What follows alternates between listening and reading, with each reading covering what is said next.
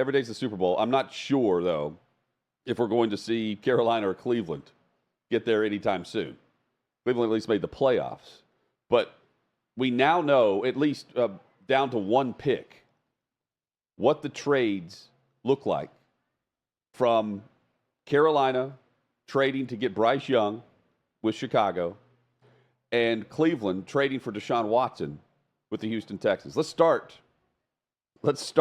with the Carolina Panthers. They get Bryce Young last year. In return, Chicago was sent DJ Moore, who was like 26 or 27 years old, I believe, and can certainly be extended after this upcoming season. Right in his prime. In his prime. And they have a trio of receivers we'll get to. With the 10th selection last year, they went with Darnell Wright to bolster the offensive line. That will certainly help Caleb Williams. Tyreek Stevenson also selected with their selection last year that they picked up from Carolina. Caleb Williams, number 1 overall pick this year. And Torrey Taylor, the punter from Iowa, who certainly has shown off his leg. Caleb says he's not going to be needed, but they have the best punter in college football just based on use. And now he was an offensive weapon for the Iowa Hawkeyes, even though they had no offense. Maybe the MVP of their team. And they still have one more pick from Carolina. That's coming up next year in the second round. So they add another top 100 pick for Chicago. This is brutal to actually see.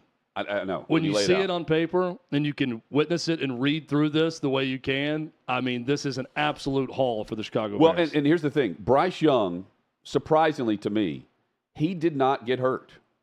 Remember those photos from camp? Yeah. Very small behind the offensive line. It was really from, it was rookie minicamp, I believe, whenever we showed. It looked like Take Your Son to Work Day. It did. Like someone's kid that was playing football behind the offensive line. And it was his size and stature, right? That everyone was like, oh, he's brittle. He's not going to last. He did not get banged up a year ago. Now he's got a new head coach, turnover there at offensive coordinator, and a team that is trying to get better, but honestly, nothing like what Chicago just hauled in. And then there's Cleveland and Houston, which is now complete. Deshaun Watson ends up, of course, in Cleveland. And look at all these picks. Oh, my God. It's the basis of their entire possible run they're about to go on in the AFC South, right? Kenyon Green, John Mechie, who's back miraculously. Short of the quarterback. Sure. Christian Harris. That was all from 2022. Dameon Pierce, who was a flash and last year didn't do much, be still there in the depth chart. They get a defensive end pass rusher in Thomas Booker. That was also, look at all those picks from 2022. 2023, Will Anderson. They've traded back up to number 3 with picks used. They get Will Anderson. Tank Dell was a 2023 rookie. He was excellent. Kamari Lassiter, Cade Stover, Kalen Bullock, and Jamal Hill. The trade now complete. Look at the young talent for the Houston Texans with C.J. Stroud instead of Deshaun Watson. They got the quarterback right. They had the number 2 overall pick. They then used picks to go get Will Anderson. And Chad, Deshaun Watson has played in all of what, 13 or 14 games for Cleveland? Tyler will know the official number. It's awful. And it's not just the trade and what they gave up and what the Texans got in that. It's what they're paying Deshaun Watson with that guaranteed contract, which was unprecedented in NFL history. The art of a deal. When you look at everything being guaranteed. The art of a deal here. Because when you have the number 1 pick or you have the franchise quarterback that doesn't want to be there and then all of the legal issues behind the scenes, which was the number 1 and paramount problem with them. And then you have Cleveland. By the way, there was also Atlanta and Carolina, I believe, that was in on Deshaun Watson. Cleveland ends up being the spot, guaranteed contract. And at the time, it looked like Houston, who was going through all of this turmoil at head coach. You know, they fire their coach, hire a coach. Fire that coach after a year, hire a coach. They get it right with DeMeco Ryans. They get it right at offensive coordinator, letting DeMeco bring in his guy with Bobby Slowick. from San Fran, and then they go get the quarterback and didn't listen to the outside noise, and they draft C.J. Stroud. For an organization that in recent years has been the problem from leadership, they've got that now too. They're in a great spot, and I like what Chicago's done. They have built up and allocated resources on offense that we never saw Justin Fields with, and they've done it with Caleb Williams in mind the entire time. It's a really good spot. Is there a big lesson here from those two teams and situations we just showed you? Obviously, you want to be able to draft the quarterback. If you can get it right and draft the right quarterback, that's a great spot. Because I'll use Deshaun Watson as the example. The Texans drafted him, got really good play out of him, and then were able, when he was not happy with the franchise or whatever and got into some trouble, they were able to deal him and get a mother load back. Because why? They drafted the quarterback. They got it right in the draft, and they were able to move him and get so much in return, and now they're in far better shape because of it.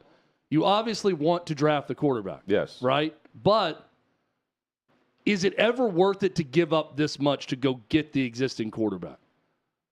Well, it depends. What are the examples of that, of where Matthew Stafford, I would say is an example, but that was a quarterback for quarterback trade involved too.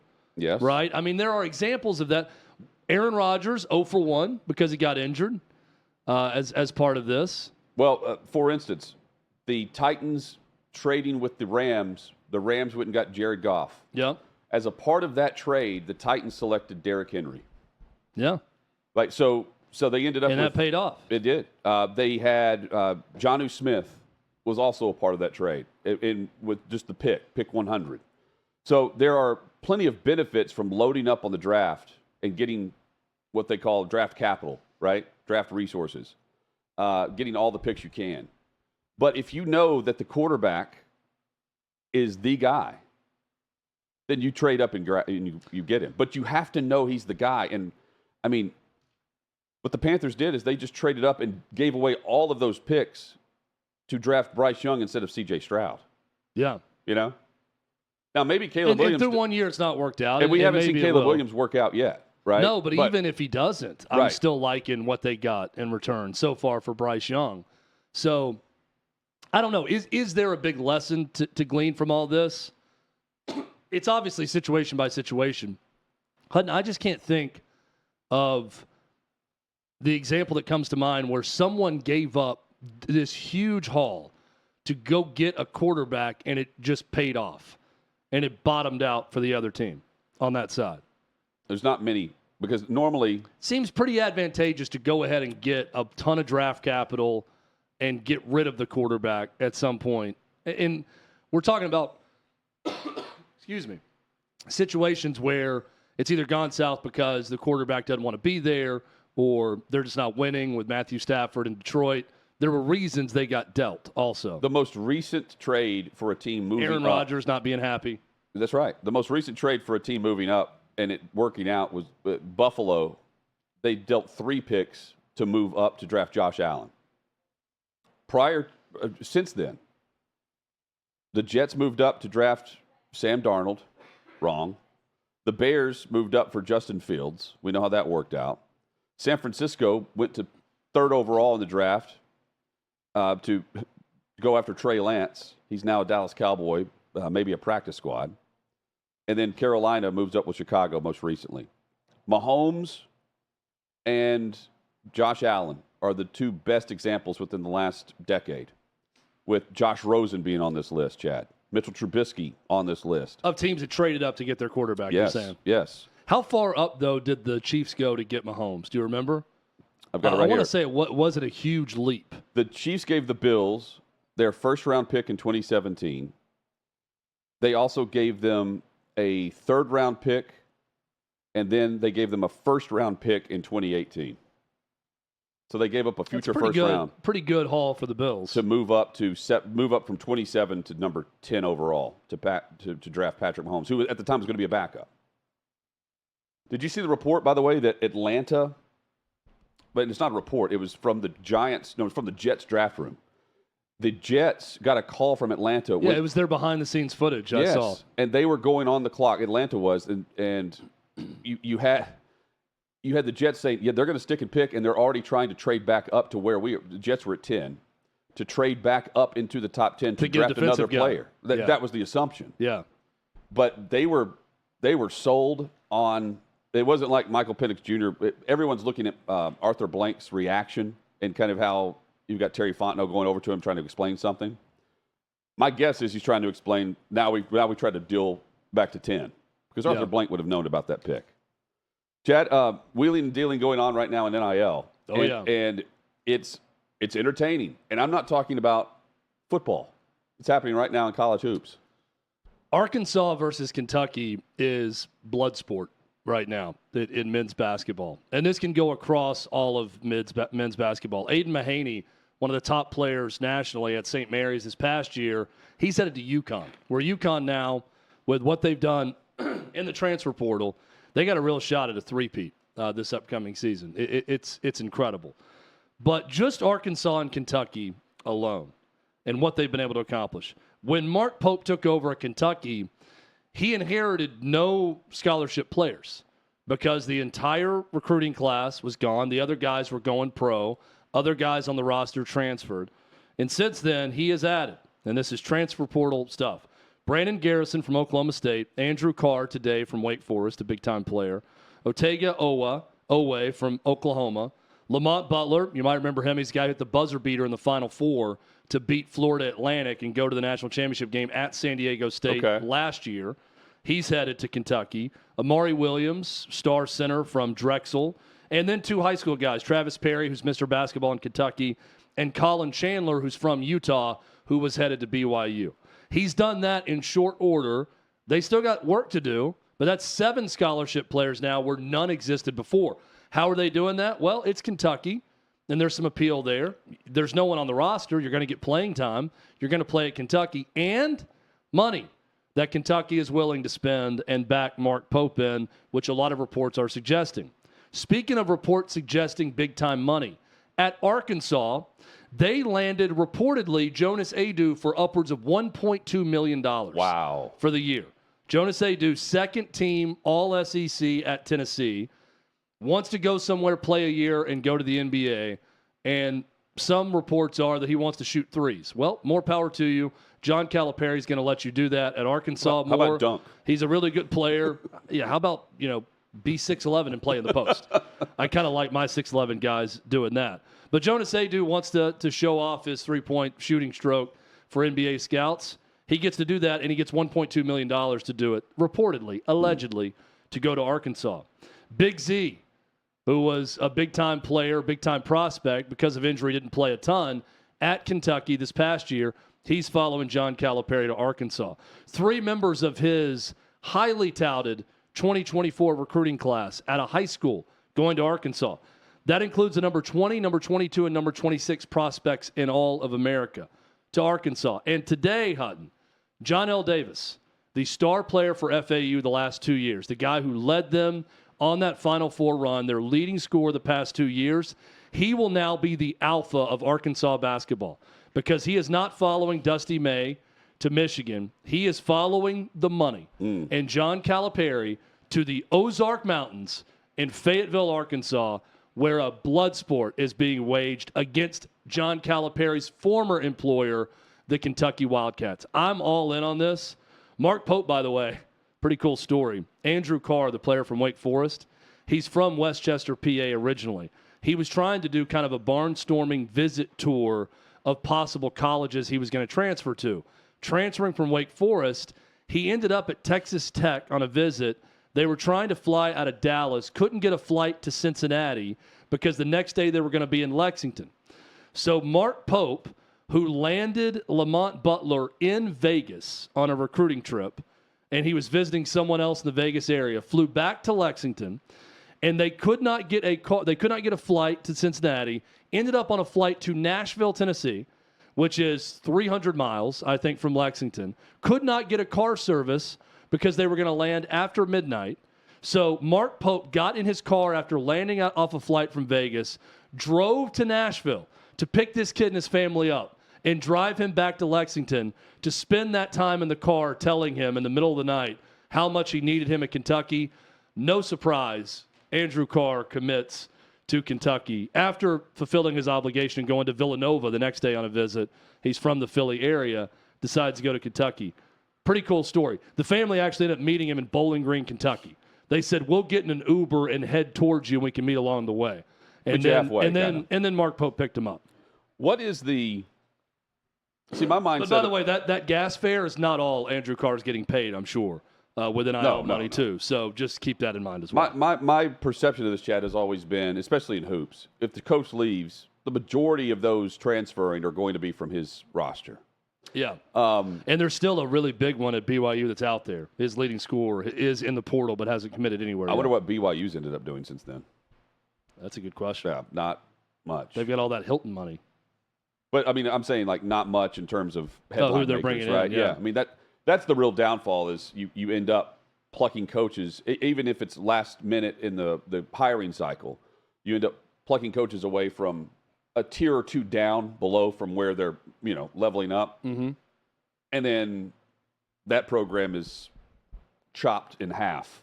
At maybe that's just looking at it from the optimistic point of view for the upcoming season. After you've been planning and building for the moment to actually, climb the ladder a bit and win a conference. Well, and, it's so lucrative for the basketball player in the NIL market in that space. Yeah.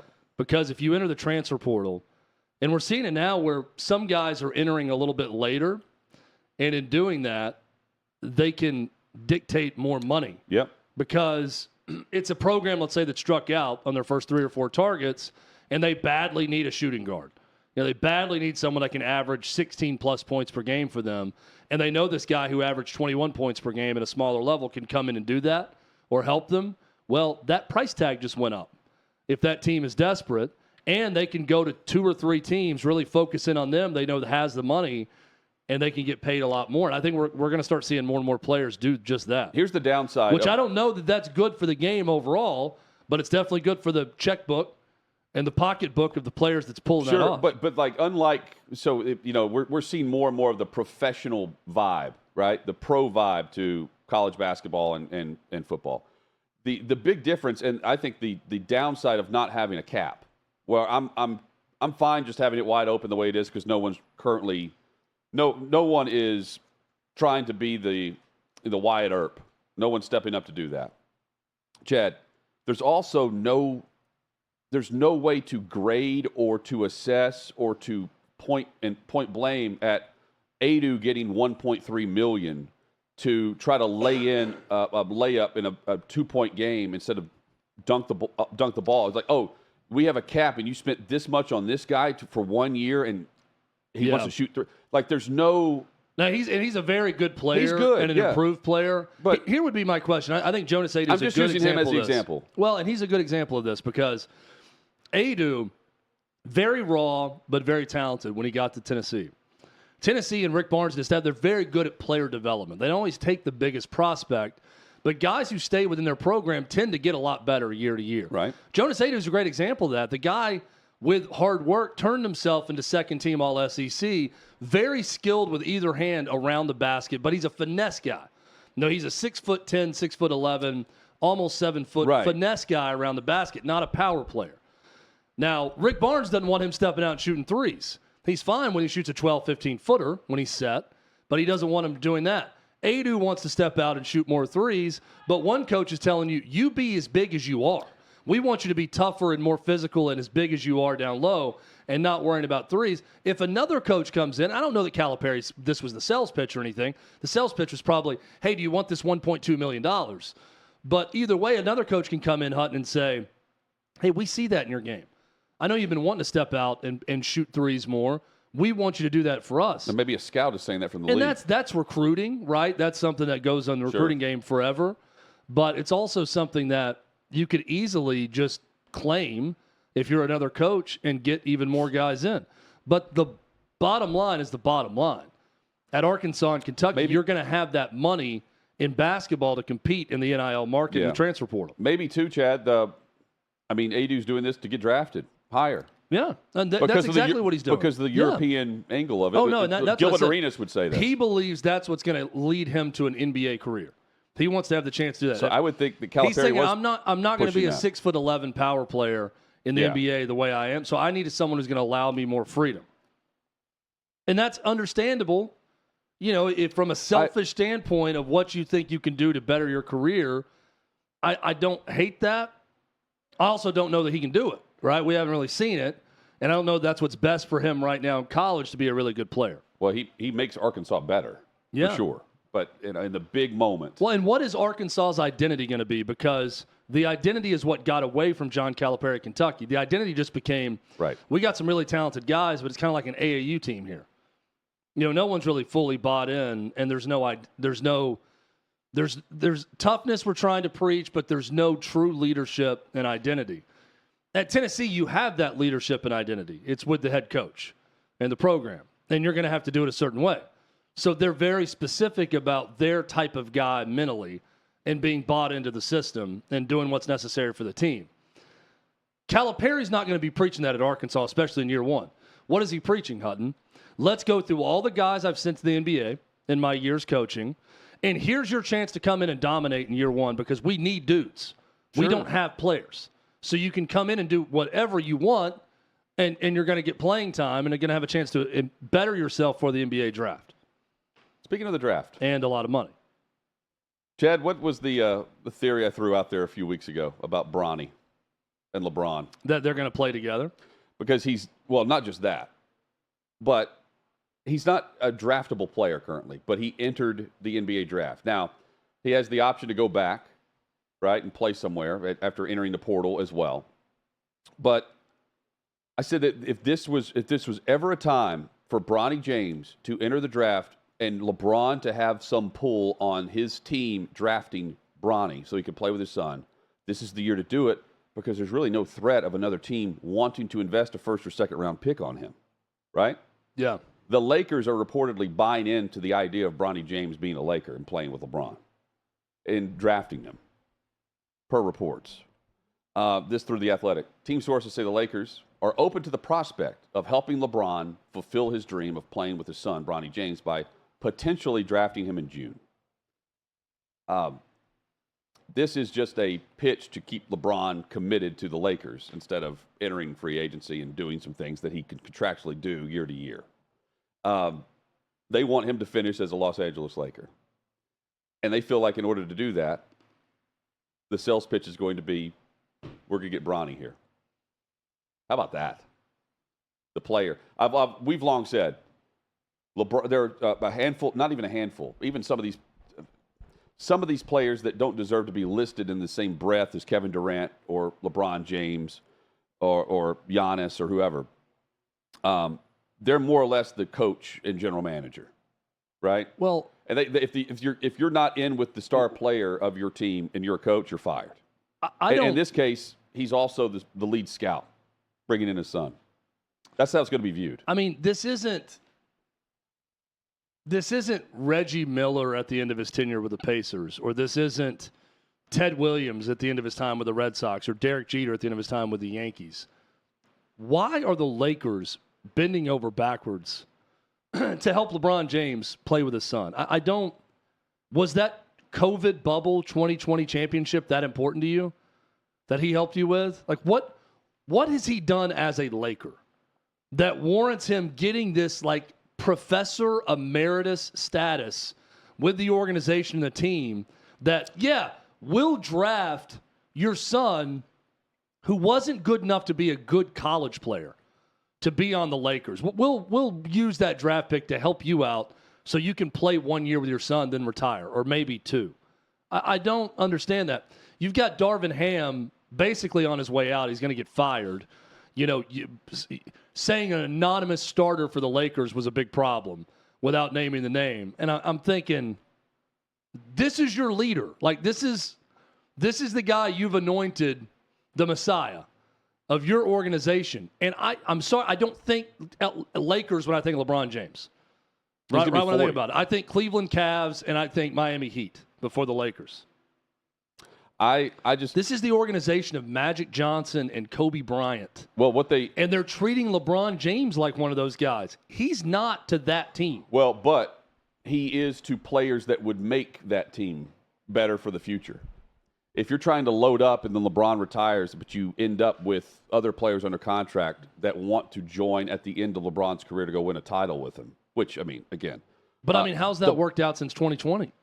Well, that they haven't necessarily – I mean, they haven't hit on it, but they've been bringing in players that they've been bringing in star players, just not the right ones. Yeah, I don't know. I don't know what star player right now at LeBron at 40 is thinking, yeah, I want to go there and play with LeBron at 40 years old.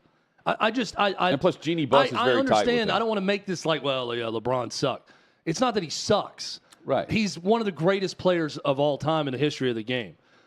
My confusion with this is he's not a Lakers great. He's an NBA great that's finishing out his career with the Lakers that happened to win one, quite frankly, fairly bogus championship while they played in a bubble in 2020 that no one watched. Is that worthy of all of this special treatment for LeBron James, where you're going to draft his son who's clearly not ready to be in the NBA, to be on the team, to fulfill some lifelong fantasy of LeBron James to play with his son? I don't understand why they continue to do that. If he's won multiple titles and he's still at the top of his game and all that, yeah. I mean, you're probably going to do whatever you can to make this guy a lifelong Laker and a Laker great, and here we go. He finished 13th in scoring this season, which is, I mean, dude's practically 40 years old. Yeah. He's averaging more than Kawhi Leonard or Jaylen Brown, so Paul George. I'm just going through some of the names. Again, all of these guys that are old and or young stars, but not to the level of the recognition. And it's also the Lakers, right? It's the Lake Show. It's the pomp and circumstance of it. Which is why I don't know why they go out of their way to treat LeBron this way. It's the organization of Kareem and Magic and Kobe and Shaq. But the league is the association of LeBron James currently. Well, that's not getting them very far. Well, I mean, right now you have Peyton Manning with Omaha Productions, and then you have LeBron doing his thing, right? Yeah, I just look if Hollywood, if Kobe Bryant, hypothetically had a son that played 1 year in college, and you were going to draft in there around that age, where you're going to help Kobe Bryant out, I get that. If you're the Lakers organization, I just don't understand it specifically with the Lakers and Kobe and LeBron James. I think just dumbing it down, bare bones. I think Jeannie Buss and LeBron are close; they're tight. And I think that's why. The Jeannie Buss is going to make sure that he remains there and not. I mean, the Warriors tried to trade for him. The Warriors thought it was going to help them. Well, the Lakers need to get back to having smart basketball people run the operation with that Lakers name and the mystique with the Lakers. You're going to get good players and free agents interested in being a Laker. Oh, yeah. So it's not. We did think. This isn't rocket science. I don't see where appeasing LeBron James is helping them win championships. And Magic Johnson is saying this, by the way. He's all over X posting about how they need a new direction. Basically saying it ain't LeBron that the direction needs to be as the leader of the organization. Well, they tried to put that behind Anthony Davis, though. Yeah. Well, he said it's pretty clear they're not tough enough, is the way he described it with their losses to Denver in back-to-back years. Well, and they've lost how many consecutive games to the Nuggets? It's like 15 to 17 straight games now to Denver without a victory. So, or it was through the start of the postseason. So it's not looking good for the Lake Show. Yeah, I don't understand the love. Did you see the mayor's text or the tweet? No. Mayor of Los Angeles. Let me pull this up. By the way, I'm talking about how the NBA business isn't great right now. But apparently it's okay because NBC is willing to pay $2.5 billion. They're going to double for the rights to the NBA, which shocks me when I hear this. Bring that on from the John Tesh theme. Yeah. Which right now is on. It's with Fox. Fox uses that theme, for college basketball, for Big East basketball. So more or less, and I took a screenshot of this, and of course it's not coming straight up for me. The mayor of Los Angeles legitimately posted, hey, tough loss for us. for our Lakers, but hey, at least we won the in-season tournament. That was her text or her tweet to X. At least we won the in-season tournament. Yeah, as like some pat on the back. That's the. I hope that was sarcasm from the mayor. It was not. I hope that was tongue in cheek. Davey, you're looking at right now. Mayor Karen Bass, and let's see, it did the same thing it did for you. This would have been. Well, the heat is knocking out our internet apparently. My phone's struggling too. It'll come to me in just a second. So Mayor Karen Bass. Mayor Karen. Mayor Karen is a great name. Tweeted, quote, "At least we won the in-season tournament. Following the Lakers." Here it is right here. Thank you, guys. Tough season, but at least we won the in-season tournament. Proud of our team at Lakers. That's not that is someone that is really pushing for re-election. She's like, everybody in my district are Lakers apologists, and I really need those votes. Is that what Kamala Harris was doing? Let's celebrate the positive, Is that what Kamala Harris was doing, too? Let's celebrate the positive. What is it Drew Barrymore said to Kamala Harris? We need a big mamala hug in America. This is the equivalent on X of a mamala hug from Mayor Karen Bass. Or this hug that we're seeing here. Tough season, but at least we won the in-season tournament. Proud of our team. Come on. Yeah. And she didn't write that.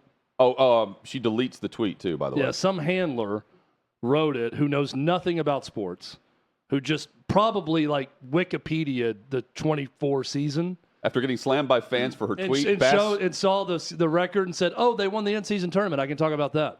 After getting slammed by fans for her tweet, Bass tried again by writing, "You left it all on the floor. Thank you, Lakers." Oh, no. However, fans still criticize her for her first post.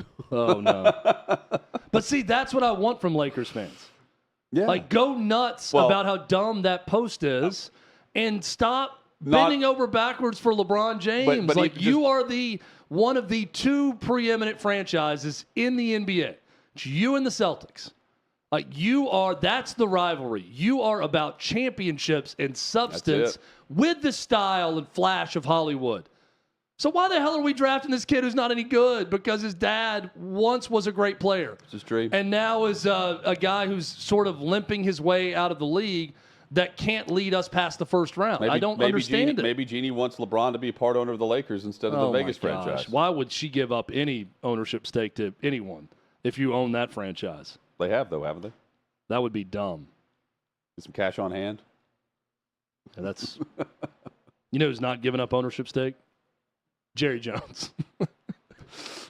Jerry Jones is going to pass that down. He's currently having a Survivor-like competition with his grandkids, I think, to see who's going to be the owner. Jim Irsay, too, by the way. No ownership stake there. Jim Irsay needs to talk to LeBron about owning the Colts. If I'm voting someone to give up ownership stake of their team, given some issues, I would say Jim Irsay should be talking to LeBron.